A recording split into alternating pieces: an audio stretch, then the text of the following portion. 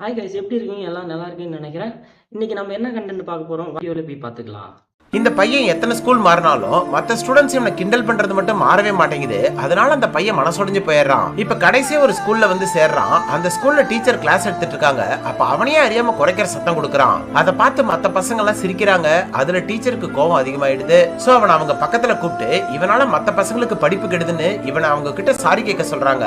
இவனும் டிஸ்டர்ப் பண்ணதுக்கு சாரின்னு சொல்றான். அப்பயும் விடாம இதுக்கப்புறம் இந்த சத்தம் கொடுக்க மாட்டேன்னு பிராமிஸ் பண்ண சொல்றாங்க. இவனும் அதே மாதிரி பிராமிஸ் பண்ணிடுறான். ஆனா அவன் சேர்ல வந்து உட்கார்ந்து அடுத்த செகண்டே மறுபடியும் அதே மாதிரி சத்தம் கொடுக்கறான். அதை பார்த்த மத்த பசங்களுக்கு டீச்சர் இவன் இன்சல்ட் பண்ணிட்டு தான் நினைச்சு ரொம்ப சத்தமா சிரிச்சிடறாங்க. அதுல கடுப்பான டீச்சர் இவனை டைரக்டா பிரின்சிபல் ரூம்க்கு அனுப்பி வச்சிடறாங்க. அங்க அவர்கிட்ட இவனுக்கு இருக்கிற பிரச்சனை சொல்லி புரிய வைக்கிறான். ஆக்சுவலா இவனுக்கு டூரெட் சிண்ட்ரோம் இருக்கு. அது இவனே நினைச்சாலும் அந்த சத்தத்தை கண்ட்ரோல் பண்ண முடியாது. அதை கேட்ட பிரின்சிபல் அடுத்து வர ஒரு ஈவென்ட்ல இவனை எல்லாரும் முன்னாடி ஸ்டேஜ்ல பேச வைக்கிறாரு. அப்பதான் இவன் அவனுக்கு இருக்கிற பிரச்சனை சொல்லி ஃபீல் பண்றான். சோ இவனே நினைச்சாலும் தடுக்க முடியாத அந்த சத்தத்துக்கு அவன் காரணம் இல்லைன்னு தெரிஞ்சதும் ஸ்டூடெண்ட்ஸ்ல இருந்து டீச்சர் வரைக்கும் எல்லாருமே அவனுக்காக வருத்தப்படுறாங்க. அன்னையில இருந்து இவனையும் மத்த பசங்க மாதிரி ஈக்குவலா ட்ரீட் பண்றாங்க. அதனாலேயே இவனும் நல்லா படிச்சு பிரின்சிபல் மாதிரியே ஒரு நல்ல டீச்சர் ஆகணும்னு ஆசைப்படுறான். கடைசியில இவன் நினைச்ச மாதிரி ஒரு ஸ்கூல்ல சேர்ந்து இவன் தான் அந்த ஸ்கூல்லே பெஸ்ட் டீச்சராகவும் ஆயிடுறான்.